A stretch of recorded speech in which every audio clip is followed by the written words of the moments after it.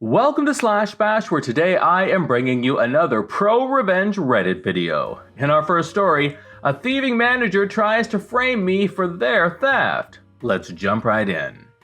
This story happened around 6 years ago when I worked for a retail company I will call No-Op.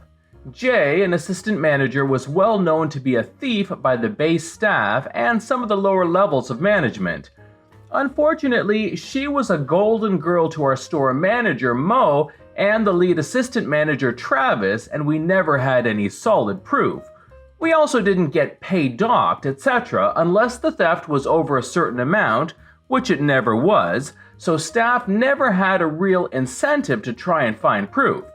One of Jay's favorite things to steal were vouchers for money off products or shopping.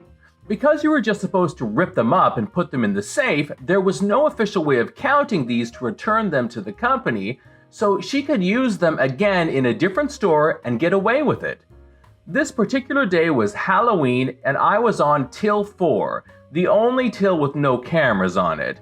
Mo came up and paid for her shopping with some gift vouchers she had received at a store manager's meeting because the store was doing really well.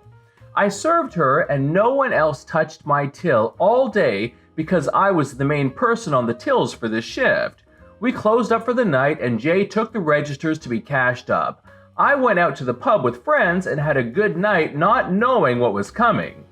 The next shift I'm on, store manager Mo calls me into the office and tells me that the vouchers she used were not in the safe and she knew that it was my till. She wanted me to return the vouchers and would not press charges or put anything on my file if I just returned them immediately. I, of course, did not have them and testified as such, but she didn't believe me.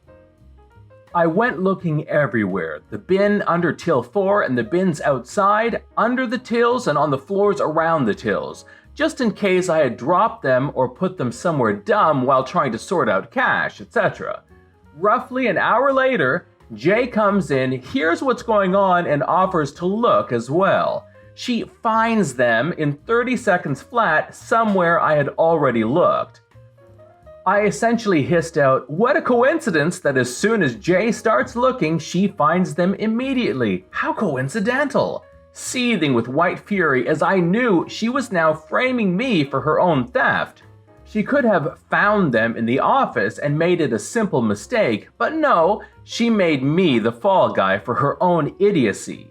I tried to plead my case to Mo and Travis, stating that I wouldn't be dumb enough to steal vouchers that I knew were Mo's because I was the one who served her. One of the other team leaders, Paul, knew fine and well it was Jay and tried to tell Mo and Travis that I was being set up, but she was the golden girl and could do no wrong, while my name was mud as far as they were concerned. Heck, they thought Jay had caught me in the act. This meant war. Over the next few months, I got really friendly with Jay, flirting outrageously with her and basically pretending like I really respected her and that we were good buddies. It took me a while to work my way into her trust, but once I was there, I knew I could catch her stealing and prove it. We wasted off a lot of Christmas chocolate products that hadn't sold, and I put them in a bag to be put in the bin. Jay said we should take them home, against company policy and seen as stealing, because they were just going to waste otherwise. We were stood underneath a camera just outside of its range, so I said, "I don't want any, but if you want them, you can have them," and put them on a trolley just inside of the camera's range. I had studied the camera angles in great detail, preparing for a moment exactly like this.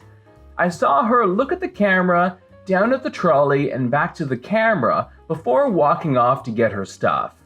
I warned my colleagues not to take any of the chocolate, even if offered, and had an evil grin on my face which my colleagues commented on.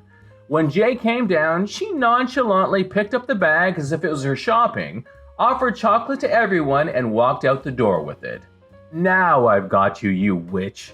The next morning, I arrived for my shift and put on the most somber face possible as I approached Travis. "You should check the cameras on the back door at approximately 10:21. I think you'll find what you see very interesting."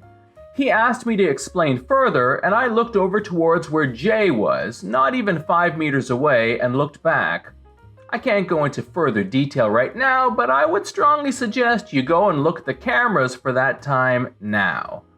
Travis begrudgingly walked off to do just that, and within 10 minutes, Jay was called into the office and her bag was searched.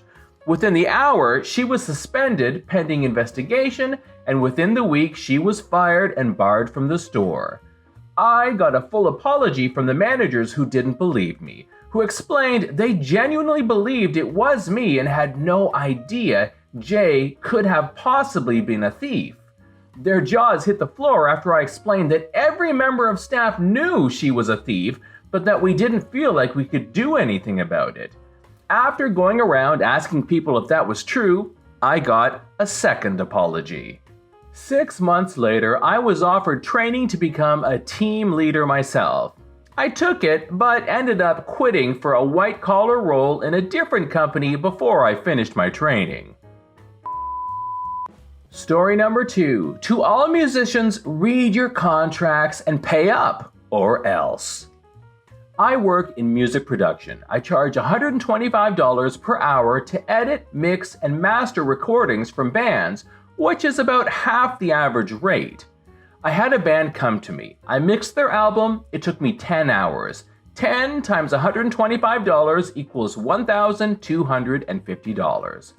Well, at the end, they said, and I'm not even joking, but this is so ridiculous. Well, an hour only has 60 minutes in it, not 100, so your math is wrong and it's unfair. I was stunned because how can people in their 30s be this uneducated? I said, it doesn't matter how many minutes are in an hour, I charge by the hour, and you agree to it. They had signed a contract. Well, they refused to pay and they left.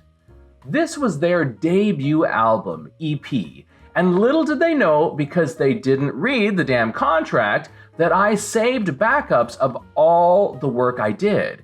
And there was a clause in the contract that says my studio retains ownership of 100% of the music that I work on until I am paid and sign the rights back off to the band. Again, this is very boilerplate contract stuff in the music industry. They had planned on selling their CDs at concerts for $20 each. I released their music free online on every site I could find. I also knew the venues they were playing at, so I made 1,500 CDs. It cost me like $200, but worth it for spite, lol. Then, at every gig they had, I would set up a booth with their CDs just outside of the property line of the venue and give their CDs away for free, acting like an agent of the band. One thing they also never planned on, I made the vocals on the CDs off-pitch with auto-tune. The band broke up about 6 months later after people stopped going to see them.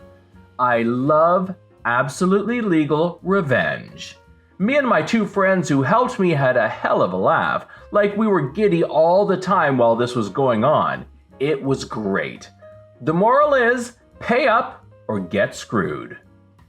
This is John from Slash Bash. Thanks for watching. If you've enjoyed the video and want to be the first to know when the next one drops, then subscribe and click on that notifications bell. I'd love for you to drop a like, share it with your friends. See you in the next one.